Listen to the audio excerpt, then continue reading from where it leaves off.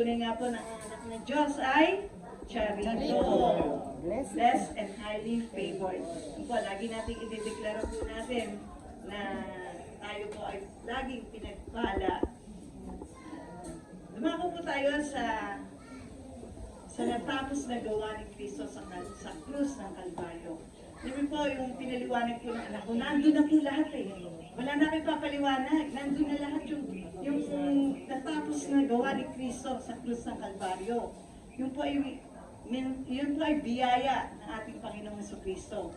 Ang mensahe po ito ay mayroong kapangyarihan ng Diyos para sa iyo, para sa akin mga kapatid.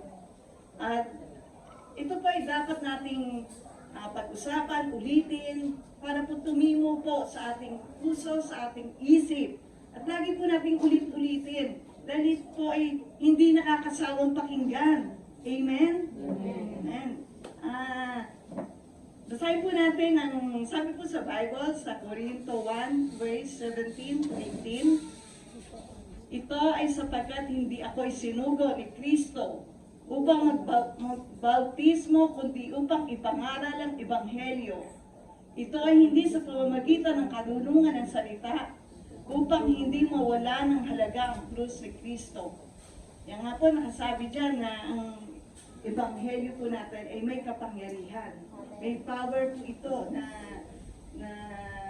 kailangan po nating malaman.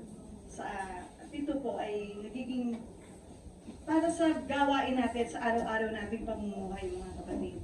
At isa pa po, yung sinabi po na sa Bible na sa Roma 1:16, sapagkat hindi ko ikinakahiya ang Ebanghelyo, sapagkat ito ang kapangyarihan ng Diyos para sa kaligtasan ng bawat sumasampalataya, unay sa Hudyo at gayon din sa Griego o Hentil.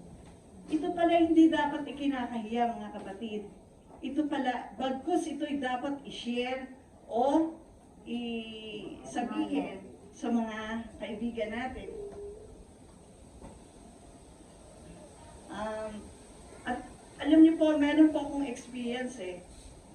Ito po talagang blessed siguro yung gumawa nito. Share ko lang po kasi po sumakay pa ako ng jeep ng Malanday to Monumento. Pagdating ng dalandanan, sumakay yung taong to. Lalaki, naka-steppy, naka-shorts, naka-t-shirt. At pag-upo niya, wala siyang binabasa. Nagsalita po siya at nangaral. Alam niyo po ang topic niya? Tungkol sa natapos na gawa ni Kristo sa krus ng Kalbaryo.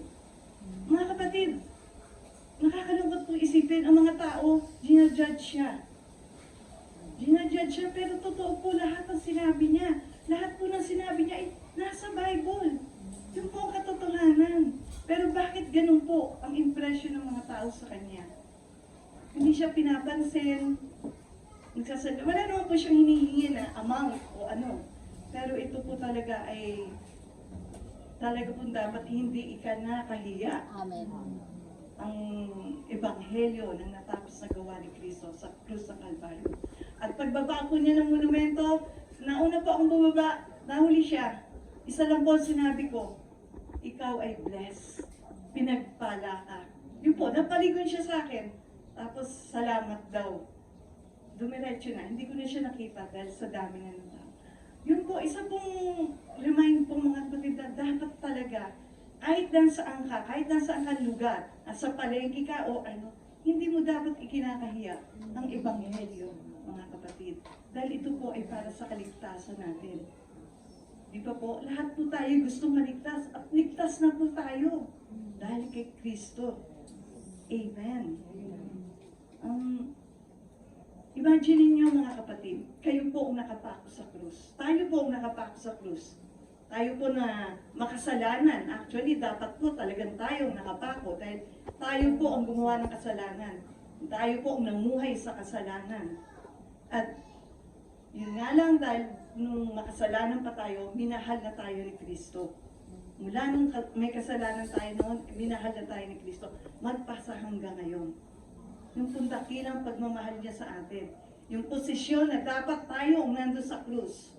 Pero siya, Siya ang lahat ng umako po ng kasalanan, mga kasalanan natin, kapalit ng mga kagalingan natin sa mga sakit at karamdaman, mga kapatid.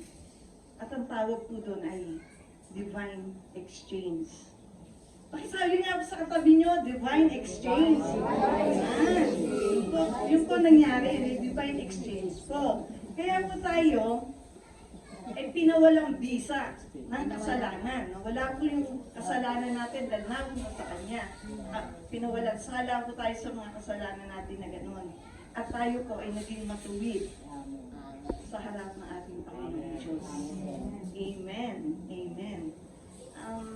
Alam niyo po, sa Old Testament po, ang pagiging righteous po, ay may katapat na performance sa pamamagitan po ng totally obedience sa law, sa mga kautusan.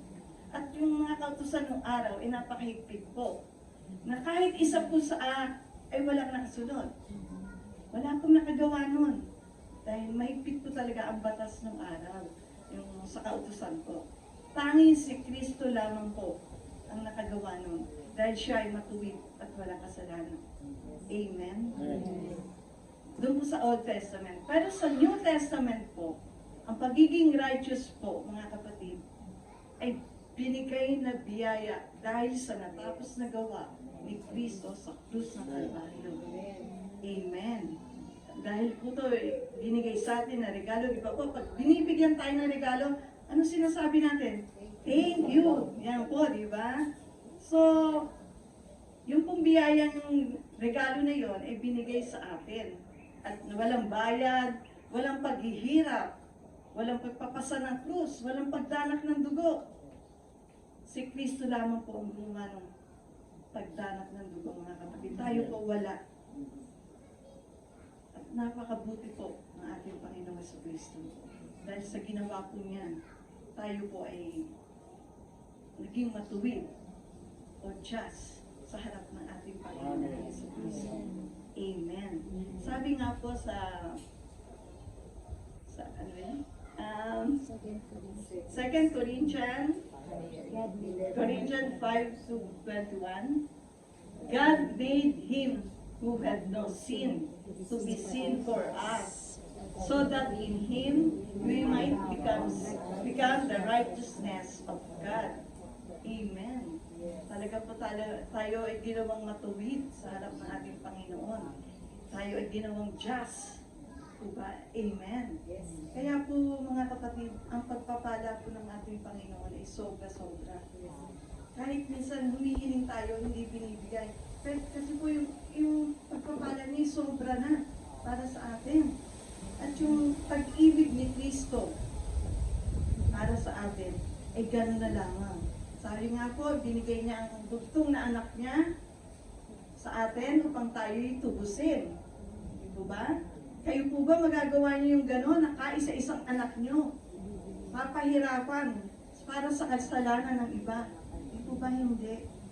Dahil ang pag-ibig po talaga ni Kristo ay pinakadakilang pag-ibig na meron po tayo. Not because we love Him, because He loves us. Siya po ang unang nagmahal sa atin, mga kapatid. Ang conditional love, ang ibinigay, agape love, yung po ang binigay ni Kristo sa ating mga kapatid. Kaya po sa krus ni Kristo, tayo po nagkaroon ng katagumpayan. Tagumpay po tayo saan? Sa kasalanan. Number 1. Sa mga sakit at karamdaman, tagumpay na po tayo dyan. At sa Satanas, na laging tayong binibigyan, tinutokso sa araw-araw ng ating buhay. Lagi po nating i-declare na siya ay talunan na. Siya ay pinalo na ni Kristo sa krus ng Kalbaryo. Kaya po wala na po siyang karapatang pumasok sa ating buhay para araw-araw tayong tuksuhin. Yun po, lagi natin i-declare, mga kapatid.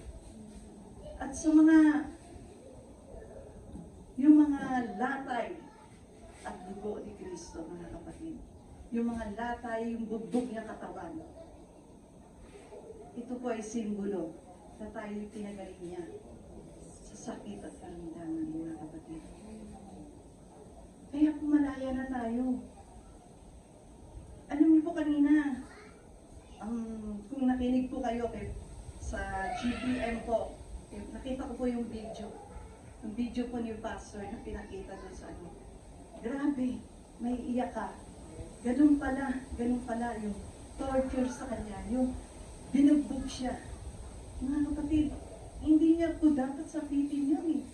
Pero sa pagmamahal ni Kristo sa atin, sa pagmamahal niya sa atin, gusto na po tayo na maligtas sa mga sakit at karamdaman na yan. Mapalaya na po tayo.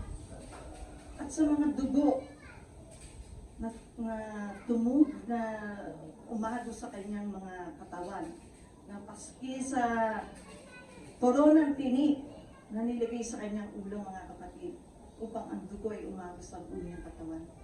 Ito po, isilpin. Ito po ay nagsisilpi na tayo ay tinubos niya sa lahat ng ating mga kasalanan. Yung kasalanan natin noon, ngayon at sa susunod pa na gagawin natin, wala na po yun. Malinis na po tayo, pinatawad niya na po tayo, kinuha na nga po niya eh. So malinis na po tayo, mga kapatid. Paniwalaan po natin yun. Amen? At alam niyo po, mga kapatid, ang pagsampalataya po, hindi niyo po nakikita na ang pagsampalataya, di po ba? Sumasampalataya po tayo sa hindi natin nakikita. Amen? May sakit ka. Nakikita mo. Nararamdaman mo. Bigkasin po natin yung paniniwala natin, mga kapatid. Every time na makakaramdam ka ng sakit sa katawan mo, nakikita mo, bigkasin po natin na ako ay magaling na. Ako ay pinagaling na. Ako ay magaling na dahil sa tinapos na gawa ni Kristo sa krus ng Kalbaryo. Huwag po kayong mag-alala, hindi po kayo nagsisinungaling. Sinasabi niyo lang po yung totoo na ito po ay nakasulat o ginawa ni Kristo sa krus ng Kalbaryo. Amen? Kaya po, yung mga may sakit yan, alam ko si Brother Ramon, lagi po yan, masakit ang kanyang balakang. So, i-declare lang po natin sa araw-araw na ating buhay, Lord, salamat. Salamat, magaling na ako. Di ba po? Dahil kung ano po yung sinasabi nyo, yun po ang mangyayari. Di po ba? Kaya po, yun lang, i-declare po natin. Kung natin intindihin yung nakikita mo na sakit, yung nararamdaman mo, i-declare mo yung paniniwala mo, yung faith mo. Dahil alam po natin, ang Panginoong Diyos ang kumikilos. Siya ang magpapagaling sa iyo. At magaling ka na. Amen. Amen.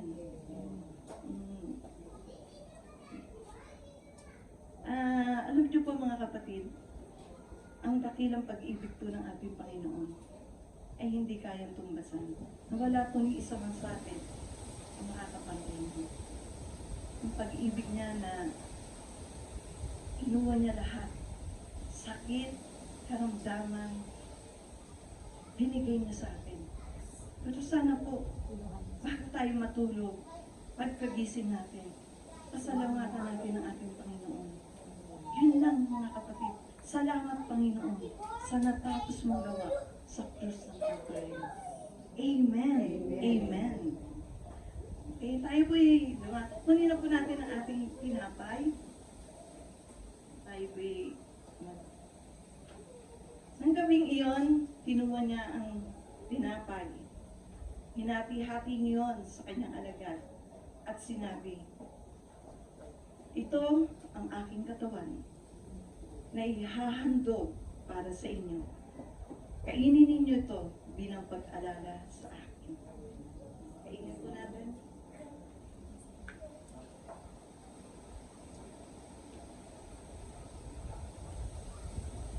At pagkatapos din po ng, ganun din naman po, pagkatapos ng una na kinuha niya ang talis.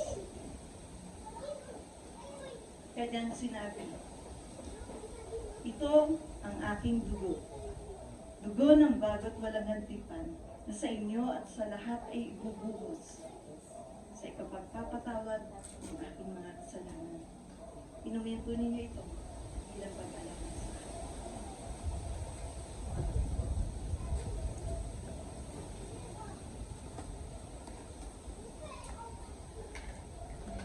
Okay. Amen. We celebrate the love and goodness of our Lord Jesus Christ. Amen. Tayo po'y manalangin. Dakilang Ama, aming Aba, salamat Panginoon sa natapos mong gawa sa krus ng Kalbaryo. Mula sa pagpapasan mo ng mabigat na krus sa iyong balikat, na paulit-ulit kang nadapa, Panginoon. Ito ay simbolo, Panginoon, na kami ay binigyan mo ng katubusan sa aming mga kasalanan. Ang dugo na umagos sa iyong tagliran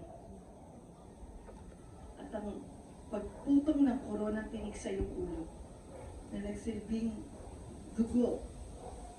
Lord, kinuha mo ang aming mga kasalanan. Salamat, Panginoon. At sa bugbog ng katawan at urulatay, Panginoon, pinalaya mo kami sa mga sakit at karamdaman. Amen. Salamat, Panginoon. Salamat, Ama. Tunay nga po, Panginoon, na kaming sumasampalataya sa iyo at manggagawa mo sa iyong ubasan, ay may isang pangakong pinangahawakan. Yes.